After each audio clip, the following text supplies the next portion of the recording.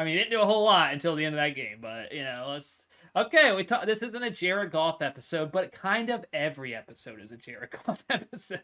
Don't say that. Nobody's going to watch now. All right, welcome to another episode of DB2, fresh off Monday Night Football. I'm David Brem here with Butler, as always. How you doing? Doing well. Yeah, the game just ended. We did unfortunately miss the second half because we were recording this, but now we know that. I purposely messed it all up so then we could actually see, what the result was. We just I was saw going the to be a good walk-off friend and let you touchdown. off the hook. Yeah, I wasn't figured even you gonna just say wouldn't bring it anything. up, but yeah, I made a oopsie when doing the recording. So we're back, but you never saw that episode, so it doesn't really matter. You can tell from the title what we're talking about to start off. We have a lot of things to talk about. There will be timestamps down below if there's anything specifically you're looking for. But before you do that, you're down there looking maybe at the timestamps. Hit the like button, subscribe. It really does help. Comment. All that engagement really does help us out, so we appreciate that.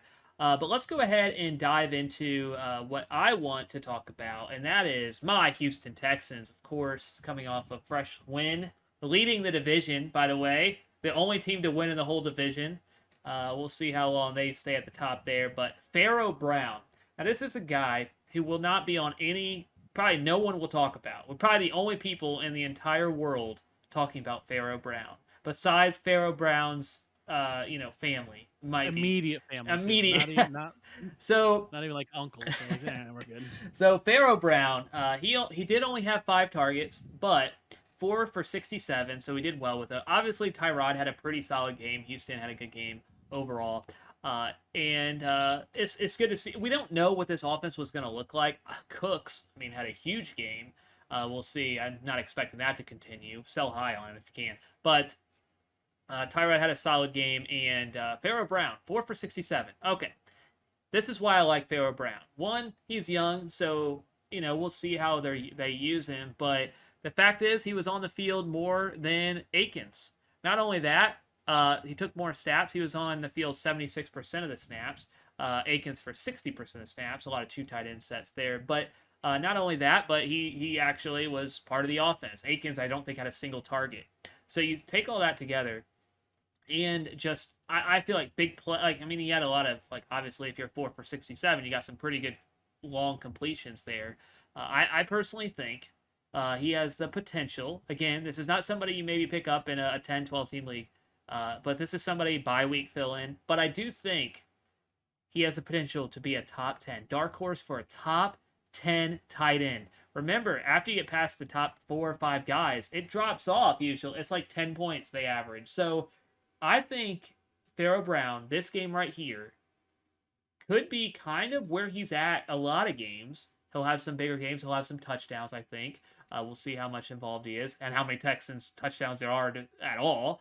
But I think he's going to be involved in the offense, and the fact that he's on the field, I like that. I think Tyrod, we haven't seen him as a Texans quarterback, which that will be a common theme when we're talking about stuff like the unknown.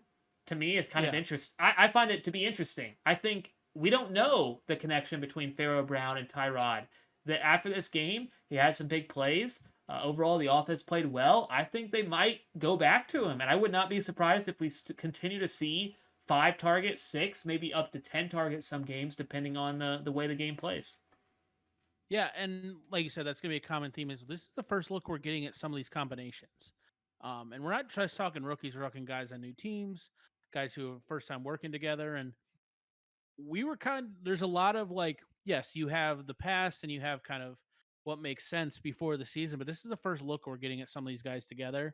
And uh you know how I feel like Tyrod is a serviceable NFL quarterback, is about as far as I'm willing to go. And guys like that do kind of lean on their tight ends a little harder than other guys. So when you brought this name up and I looked him up, because I'll be honest, I had to look him up, and I saw he was on the Texans. I thought this was pure homerism, but I get what you're saying. As a guy, a name to know on your bye week, I think Yeah, is where and I would put and him. when you go to tight ends, you're looking for somebody that, and again, we'll see if you see another 10-point performance, a good 5 to 7 targets. We'll see somebody to look out for. Again, that's involved in the offense, and it does seem like he was, at least in this game, he was the number 1 tight end. Looking at that same game, just because even though he hasn't been fantasy relevant, he's been around for a while. O'Shaughnessy had 8 targets, which I thought was interesting because I don't know if this was his best game. Obviously, fantasy wise, I'm sure he's had some touchdowns in there, but 6 for 48. He's career under 1,000 yards, and he's been around for a while. So I wouldn't be surprised if this is the most yards he's ever had in a game. But I don't know for sure. I didn't look that up. But yeah, 6 for 48. And Trevor Lawrence, same thing with Tyrod. We have not seen Trevor Lawrence as a quarterback in the NFL. We haven't seen who he likes, and the fact that he went to Shaughnessy 8 times, another guy that might be interesting. I don't think he has the potential probably to be a top 10 tight end.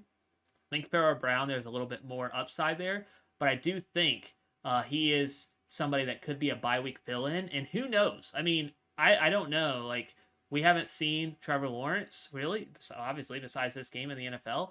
This might be one of his favorite targets. It was in this game. So, and Shaughnessy was easily, I'm looking at the numbers here, if it loads, Shaughnessy was easily the tight end of choice. He was on the field like 80% of the time compared to, I think their other tight end was 35%. So, somebody to just look out for.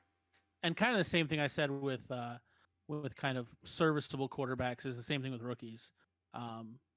They're not as comfortable usually in the pocket, and they're trying to get rid of things a little bit quicker, and that does lead to usually pretty decent production out of the tight end position. So just another guy, like you said, you're going to get to bye weeks, and you might have maybe they have a really good matchup, or maybe they've had a couple good weeks, but like not good enough where people are picking them up, and these might just be guys that can fill in a week for it. I don't think they're going to be your every week starter, but yeah, once you get past, that you didn't think about before. Yeah, once you get past those top, handful of guys, you probably there's a good chance you're just dropping your tight end and picking up another one anyway on these bye weeks, and not keeping 2 tight ends.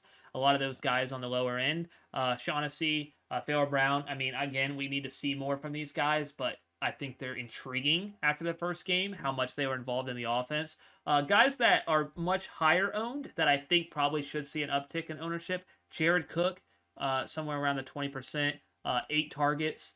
I think he probably should be owned in a lot more leagues. He obviously could be a top 10 tight end this year. Would not be surprised. And Cole Kmet as well, because because he was involved in the offense, which is good. He was way above the snap count. I'll get that here in a second when I hand off to you, because I know it's somewhere around here. I have all these snap counts around here. I don't know which one is the Bears, but he was way more on the field than Jimmy Graham. So I don't have the exact numbers, which I'll get here. But Cole Kmet, once we see Justin Fields, which is going to be sooner rather than later, we think, he could even be more involved. He might be less involved. We'll see. But it, again, is intriguing, and as somebody that you might pick up now, he's going to be fine, and he could end up being way better even with Justin Fields. Yeah. Agreed. And well, I'm going to let you look that up. One tight end that I wanted to talk about, because I usually leave tight ends to you because we know your affinity for them. A guy who definitely disappointed this week is Kyle Pitts. No question. I am not wavering at all on Kyle Pitts. Honestly, I think he's a guy where he's a rookie. This is the first we've seen of him. I think they're going to be owners who are freaking out. They're like, oh man, I wasted all this draft capital on a rookie tight end, and this is what I get. So, especially if he has a second poor week, I think he's going to be able to be had pretty easily. But he's just one of those guys, like, I'm not wavering on him at all. And I think he could be a guy where you could maybe buy low on this week if somebody's really freaking out. Yeah, if you see them pick, I mean, sometimes you don't. I mean, I know a lot of people don't like. It's not worth even, because a lot of people don't trade. But if you see them picking up a second tight end, you see something, you're like, hey, they're kind of nervous here. Why are they owning 2 tight ends? Like, they didn't drop in, but maybe they're like, oh, they're like, I don't know about Kyle Pitts. Somebody that that you don't have to be super aggressive with it, but if you see something, keep seeing him do again. Atlanta offense is going to be way better than it was this week. Yeah, I don't know if it will be any good. It could be awful, but it's not going to be as bad as it was. We'll see better days ahead for the entire Atlanta. There's Falcons no way offense. He's the 23rd best tight end. Yeah, like this is not. Cole Kmet did have he was on the field 74% of the time. Jimmy Graham 20%. We thought this would be we weren't sure. Looks like we got our answer that who the tight end is. And once again, once Justin Fields takes over, it could change, but I think the young tight end they're going to want to probably use him. Justin Yeah. Fields, get everybody. I think they're going to want to invest in their young guys. Cole Kmet, obviously. I think it was their for last year rookie, and then now you have Justin Fields. So I would not be surprised if, since we saw this in Week 1, if we see more Cole Kmet and Jimmy Grant. I think this was about what we expect. Yeah, absolutely. You got anything else on tight ends? I think I talked about every tight end basically. Pretty much. And the entire I'm just looking at it. Darren Waller, 19 targets. Yeah. That's Well, especially wild. if you looked his first half. His first half wasn't as productive, but it seemed like the only guy Carr looks at. Yeah, So like 12 or something. Yeah, it was just that was a crazy first half. So, but so I want to talk about it kind of just turned out that I just want to talk about the 49ers. Like that's all I want to do. Let's just talk 49ers for and a little bit. honestly, before you want to talk about the 49ers, and I want to talk about the Lions. I think there's some interesting stuff there. So there's a lot of this game that this game turned out to be very kind of fantasy relevant. So the biggest thing was with receiving, where I think you saw the biggest surprise, if anything. Not including injury, which we're gonna get to, but just pure like production. Aiyuk got 0 targets. Like not like, oh, he didn't have a great game. He got 0 targets. Deebo Samuel had a heck of a game. He had 9 catches for 189 yards. Looked very good. I honestly think this could be. I don't know that this is a fluke. Ayuk's not going to get 0 targets, but I actually think just from the way he looked, the way Garoppolo seemed to be looking at him, we don't know how long Garoppolo is going to be the quarterback there, but it seemed like Deebo Samuel might be the guy you want, and that's not how they were ranked, and that's not how they were drafted. But it from the production standpoint, I know it's 1 week. I really like the way Deebo Samuel looked. Yeah. He did have that fumble at the end, but when you have whatever he had 11, 12 targets and that amount of production, then probably not. I don't think he's going to be benched because of that. But yeah, that game got wild at the end. If you turned it off, go check that box score. It was crazy. But yeah, Deebo Samuel, again, just going to snap count. He was on the field 46, I think, out of 55 snaps. So he was on the field almost, every snap. And then you just get a whole mess between Sherfield, Aiyuk, and Mohamed Sanu. Respectively 27, 26, and 20 snaps. So Aiyuk is actually less snaps than Sherfield. And Sanu's not even that much lower. Now, Aiyuk is coming back from an injury. He's had his hamstring problem. 100%. So, and he hasn't really been practicing that much. So we expect him to be more involved in the offense. But after this game, after seeing how much Garoppolo looked at him. Now, again, there's another situation where our quarterback is sitting back. Might be, he's going to be coming in pretty soon, I'm sure. So we'll see, if the 49ers are, how well they play too. I do think this is the 4th best team in the division, and that's not a slight to them. I just think their division is just absolutely loaded. So we'll see how well they stick around. And I think Trey Lance will be starting much later. We definitely talked about that than Justin Fields. Yeah. Justin Fields could be any moment now. He might, before this goes live or whenever. It's going to be soon. Trey Lance, I think, will be a few weeks still away, but we'll see. He did see some action. That being said, the fact that we saw any action from it all week 1, I think moves up that timetable from where I thought it was going to be. Seeing Aiyuk being less, it's about the same as Sherfield and not targeted. Even though he was out there, that definitely gives you concern. And I think, if you're starting, you're not going to start. I don't see how you play Aiyuk after this game unless you're gonna have something comes out that says that he was just, and they just are clear that he's like, even then you're not going to feel comfortable. He's still going to should probably not be started. But I'm going to need to see at least 1 game of solid production on him before he touches the lineup. And I was searching on YouTube for this name because I was like, I don't know. Because, we're just starting out. Should we do Brandon Aiyuk? Is that too big a name? The first thing I typed in, it said, should you drop him? That's ridiculous. If you see Brandon Aiyuk dropped, even though we're, hating on him, I get not really hate, but like, even though he didn't have a good game, he's coming off a great rookie season.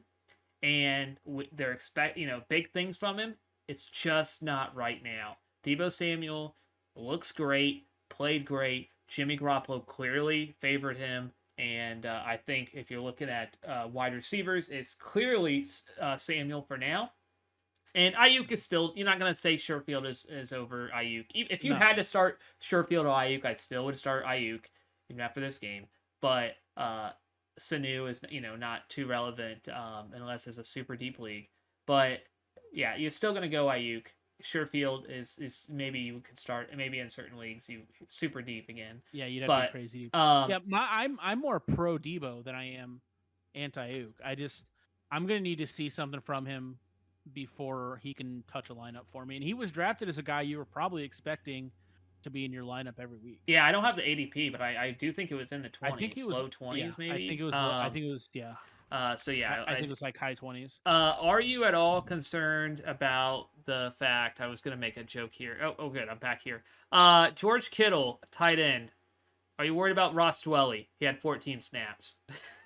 I mean, yeah, I think George Kittle's done. I think we can all just I write wonder, him like, off. are these like goal line? Ross Dwelly 14, Charlie Warner 9, George Kittle had 52. Though I buried the lead. George Kittle had way more snaps, but and probably when they were on the field, he was also on the field. So Yeah, those were all two tight end things. So, uh, but and just to touch on that, the quarterback thing real quick in that game, we did see Trey Lance. It was one attempt that he did get a touchdown on, but I think the fact that we saw him in week one does kind of lead me to he might be playing earlier than we thought. Because I thought he was like a second half of the season at best yeah. starter, and I think he could be coming up way faster than we thought. And again, it probably depends on how competitive. I personally, again, I don't think this is a great San Francisco team. I think they Well, could like you be. said, they're in a But this brutal division division. is just loaded with talent.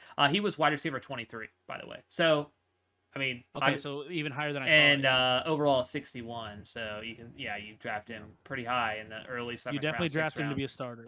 So yeah, I think you would expect more than 0 points out of him. I'm gonna go out on a limb and say you would You would not hope be so. happy with 0 points. So, Yeah. but again, do you see anything? I do think he still could have a good year, but for now, you sit and wait. If he gets dropped for any reason, that would be ridiculous.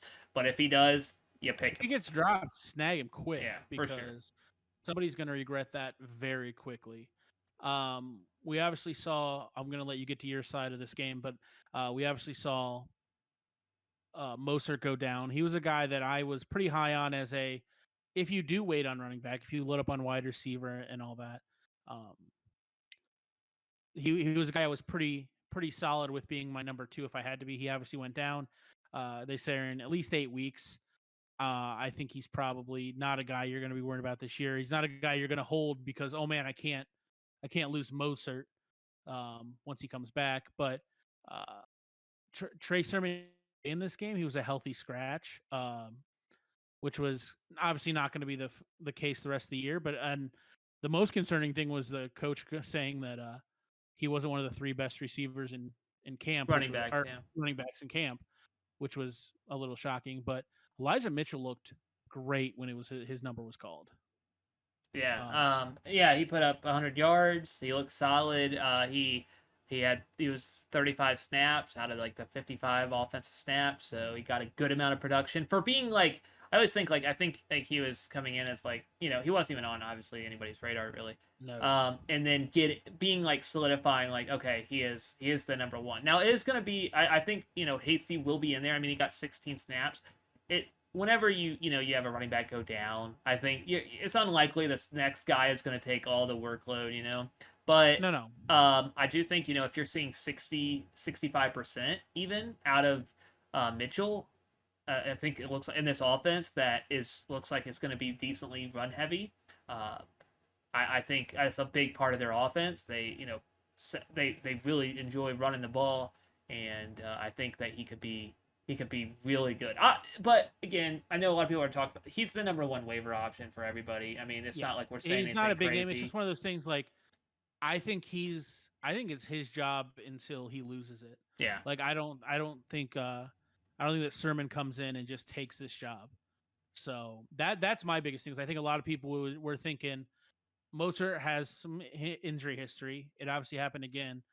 This is Sermon's job immediately, and I don't think that's going to be the case. Like I think he's going to get his touches, but I think Mitchell's going to be the guy there for at least the next handful of weeks until he proves he can't do it. Yeah, And Raheem Mostert was running back 28 in PPR, so kind of drafted as a flex sort of running back, or a running back that you'll sometimes play at running back 2. I think that's kind of where he was thought to be after that game. Looking at the prediction, he was predicted from, this is ESPN, which I'm not saying this is all and be all or anything, but predicted for 5.9 points, the third tailback for the 49ers. So like they said he wasn't even on the like he was the third running back. So the fact that Mostert goes down and now we're like, maybe they're hasty, we're not sure. It looks like obviously it's Elijah Mitchell's job. So and he showed out when he got the call. So that's all you can ask for a guy when his number gets called and he provides. yeah, so that was good to see. We got some clarity, and obviously he's the number one pickup for everybody. Even if you don't need a running back, you should still pick him up. And then moving on to the Lions side of the ball. So yeah, this game got really wild at the end. It was a complete blowout, and somehow the Lions had the ball with a chance to tie. And after Deebo Samuel fumbled, but he had a pretty good game, so I guess he'll be okay. But yeah, so the one thing with the Lions, which I thought was interesting, is the running back situation. So going into this, it people were like DeAndre Swift was somebody who fell in a lot of leagues, and it really depends. Like he was all over the map. Like it was so hard to rank him. He was like, some people were like, no, I think he's super talented. Like he's gonna get the workload. And if you believe he was gonna get the workload, you were getting great value on him. Other people like, I'm not going to draft him ever.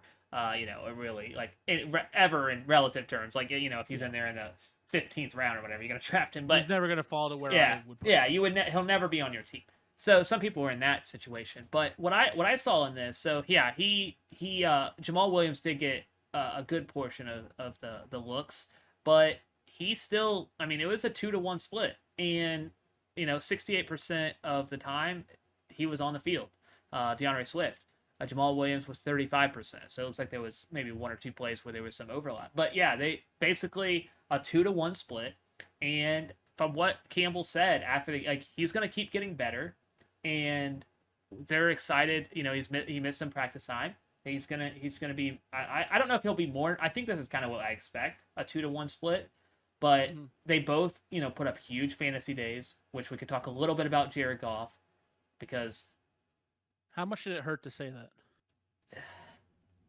Jared Goff, man, that stuff. Yeah, it almost feels like I'm like cursing. Is that okay?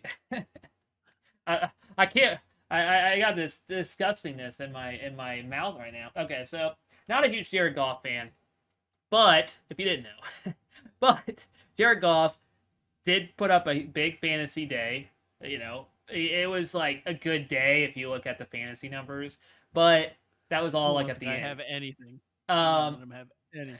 Yeah, but what is interesting is how much did he throw to his running backs and tight end. Obviously, we knew that Hawkinson is going to be great, but and he had an amazing day.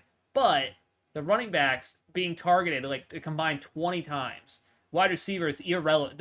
There's not a single wide receiver you would start unless it's super deep league, and even then you're not gonna feel great about it. You might feel okay about it. Well, here's the thing.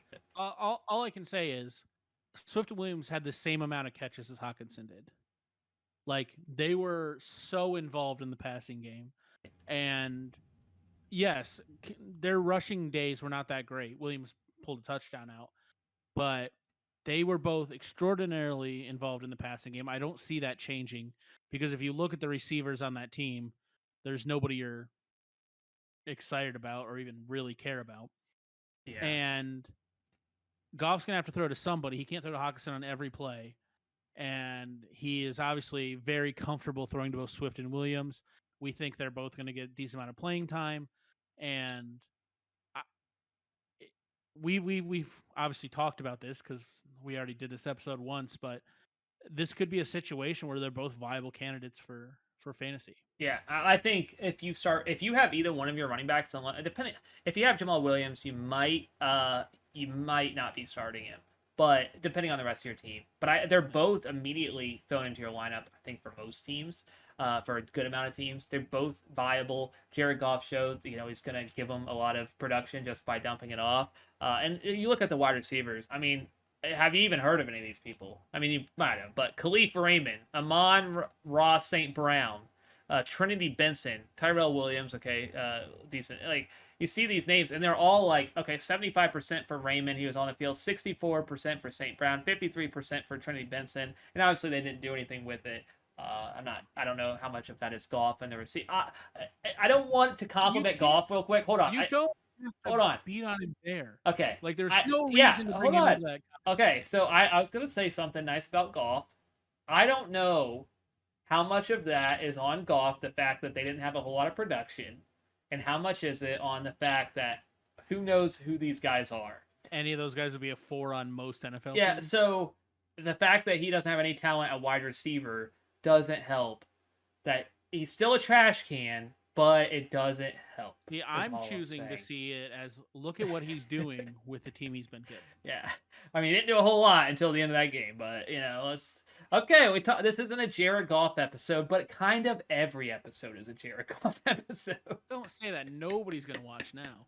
Like, don't get me wrong, I don't have an issue with Goff, but I don't think we would need to base our podcast around it. It's okay. Just tight ends and Goff. Yep, that's what it is. All right, so we feeling good. That game obviously turned into to wrap it up. You feel really good about Swift, and if you need to throw Williams in a flex spot, I think you can comfortably do that. Yeah. So one more game I want to talk about, and then if you have anything else, I want to talk about the Saints New Orleans.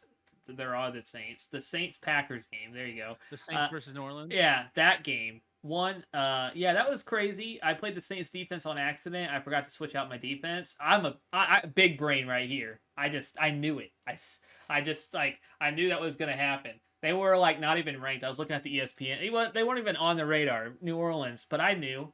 I didn't do that on accident or anything on a big money league. But anyways, it worked out. Now, with that said, do I think that's going to continue? No, of course not. Aaron Rodgers is still very good at football. I saw something on like Twitter where people are like saying how like he's like washed and all this stuff. I feel like you're going to regret saying that in like 3 weeks because it's Aaron Rodgers, but we'll see. Maybe I'm wrong. But that game was kind of wild. It did not work. It did not go well for the Packers, obviously. But I did want to talk about a couple things. Marquez Calloway. I really want to talk about the wide receivers. So people are going to say that Jameis Winston, he had a big fantasy day, which he did, but he threw for 150 yards on 14 completions. Yeah, he just happened to make it in the end zone. And I'm a bigger Jameis Winston fan than you are. And I think he's a good fantasy. I think he's a good fantasy quarterback, but that doesn't necessarily mean he's a good real life quarterback. But I think he's a good fantasy quarterback. But this is not a good fantasy. This is not something. 33% of his passes are going to make it in the end zone. Yeah, obviously you can't keep up that pace. But like, this is not a Jameis Winston. This is not. Maybe he'll be different this year, but this is not why Jameis Winston has been fantasy relevant in the past. Not because he's completing 14 passes on 5 touchdowns or a high touchdown guy. He's a high volume guy, throwing it 40 times for 350 yards. This is not it. So this doesn't seem like it will be whatever. It won't happen again. So this is 5 touchdowns. It's probably the most touchdowns he passes all year. So I think that's probably safe to say. But we'll see. Also, honestly, 148 yards is probably the least amount of yards he throws. Yeah, so we'll see. Maybe if this Saints defense is really, really elite, that actually probably hurts his fantasy value if they're in these types of games where they're just kind of running the clock out, which is what they did. They just ran the clock out. That's what they did. They're like, we won't give Rodgers the ball. Kamara didn't have a great game. He had a good game, but he had a fine game. But they're just like, you know what? We're just going to wait. We're going to run the clock out. I think they were chewing clock in the second quarter. They were just like, wait until 1 second, 2 seconds on the clock. But with all that said, the wide receivers did absolutely nothing in this game, right? I think Harris had a 1 touchdown. He had a long play, but they didn't do a whole lot in this game. He had a 55-yard catch in that. But obviously there wasn't much there with anything. When you throw for 148 yards, there's not a whole lot of anything there. But what I do like about why I think Callaway is kind of interesting, he only had 2 targets. So this is somebody who isn't even on, like, there's not like advanced, you're looking at, well, there's a little bit, I'm going to talk about here, but you're not, when you look at that, which is a big number, 2 targets, that's a very small number, but when you look at it, you're like, that's a number. Math degree really coming in handy. Yeah, I meant it's a big thing to look at, it's a common thing to look at. It's not, what I mean. Okay. So he only had one catch for 14 yards. Not great, but he was on the field a lot. And that's something that I think always is interesting. And I do think Jameis Winston, you mentioned it, 148 yards. I think that number is going to go way up. Yeah. And he Listen, was as on the. much as I don't love him as a NFL quarterback, that's crazy to think he's going to be anywhere close to that the rest of the year, unless I don't know, he'd have to get hurt or something. Yeah. That's so low. 84% of the snaps, Callaway was on the field. So, yeah, he didn't do a whole lot with them. But you look at that, Kamara was actually on a little bit less, but that might have been some garbage time at the end. Deontay Harris was only on the field 44% of the time. He will get the love because he has that big play potential, and obviously scoring-wise had a better game with that long touchdown, but 2 for 72, the touchdown. Yes, I get why he would have a little, but I kind of feel like, if you're on the field for almost twice as much as the other guy, I have to believe that if that continues, that Callaway will outproduce Deontay Harris over the course of years. So I think Callaway is somebody, honestly, I don't know what is I actually kind of want to look this up, 74%. So there's a good chance that he may not be owned. I think 74% on ESPN means that he's pretty much owned in all important leagues. But if you do get dropped, if you see Callaway drop, which you could definitely see, you definitely could see Callaway dropped after this game. With that is somebody that I think is an immediate pickup, and I think will have big games. I think he will be a really good fantasy option. So I think he'll be ranked somewhere in the 30-ish wide receivers some weeks, maybe in the 30s, we'll say, as the number one wide receiver for the Saints. Yeah, so like a desperation flex most of the time. Yeah, and I think he will have some big games. I think depending on. I think he definitely has that potential, especially like you said. Like I don't feel the way about Jameis Winston as you do about Goff. I don't hate the guy, but he's on the field. James is gonna throw the football a lot of times to the other team, but sometimes to his own team, and somebody's got to catch those balls. Yeah, and this is all, of course, until Michael Thomas comes back. I would assume when Michael Thomas comes back that he would take over as the top option. But that's still several weeks away. So until that point, if you have some buys early on, or depending on your league size, again, if you see him get dropped and you need some help at wide receiver or flex, I personally, I know this does go against a lot of things, but if I had to, there's a lot of people. It's hard to say because I don't know what the roster would look like. I would feel okay playing him in week 2. After one catch, that seems crazy, but I just don't see any scenario where the game goes like it did here, where Jameis Winston completes 14 passes. That just doesn't feel like that will ever happen again. So if he completes more passes, Callaway's always on the field, mostly on the field. I would assume he would get more catches, and we'll see bigger things ahead. So I'm big on Callaway just from he'll be there. And we'll see. The one thing I will say, the last thing with the Saints is, after what they did to Green Bay, I am slightly concerned, which I mentioned this earlier, that this defense is for real. Which is good if you're a Saints fan, but if you're a Saints fantasy owner, a Saints wide receiver, I guess Kmet is still going to, do his thing. Yeah. It's not great, because that means, you're in these games like they just had where they just shoot the clock out. So we'll see. It's always good to be on a terrible. I feel like as a quarterback, as a fantasy owner, you want your defense to be awful because you just want these shootouts. You want to be down and just slinging it. But in these types of games, like Mahomes is always going to put up huge numbers, certain quarterbacks. But if you have a bad defense, I feel like it definitely helps. I'm not putting a ton of stock. Green Bay looked. I think that was more on Green Bay than it was on the Saints defense. And I think Green Bay will still be back. I think they're still gonna. I'm not worried about any of the big names on the Packers. They'll turn it around. Rodgers, that will be his worst game of the year, I'm sure. So he'll be back. I mean, this offseason was crazy with Rodgers. Like, you can't tell me that he was mentally there and preparing all offseason. Like, the offseason shenanigans were. And the venue change going to. I mean, everything was weird. I mean, it was a tough situation. But the Saints came prepared. They were prepared for this. So, props to them on that, on a big win. And no one could have predicted that. Even Saints fans, the biggest Saints fans, did not predict what they did. I did because I played the Saints defense, so I got a big You brain over accidentally played the here. Saints defense. But I'm not going to let you take credit for that. yeah, I am, however, I think we should.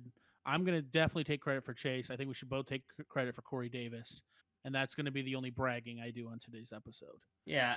Those looked like If you great. missed any of the previous episodes, we do talk a lot in our first episode about Jamar Chase.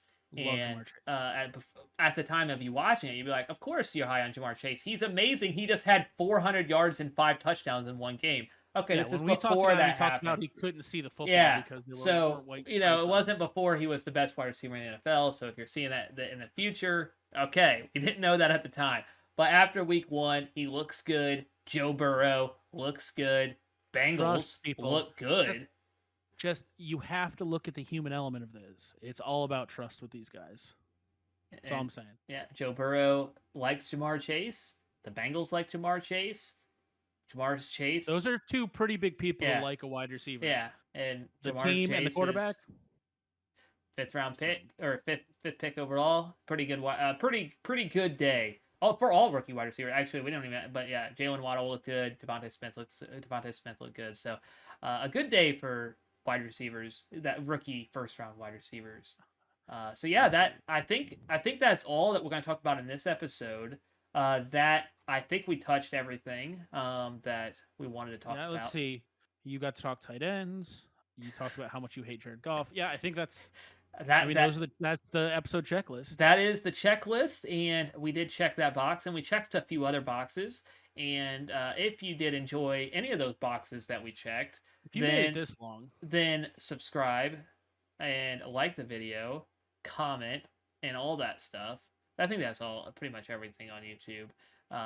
Notifications is cool, and but we're not gonna surprise you with any uploads. At least right now, it's Tuesdays and Fridays. Unless I mess up again, it might be Wednesdays and Saturday or something. I'll be honest, if you messed up again, we might have to record a different day. I don't know if I got 3 in tonight. But yeah, Tuesday, Fridays, so you'll know when they're coming. They'll be coming sometime during those days. So hopefully enjoyed. Again, timestamps. You're already here, so you don't even need to know this, but yeah, it should have everything down there. Awesome. Well, we appreciate you watching, and we'll see you at the end of the week. All right, see ya. Yep.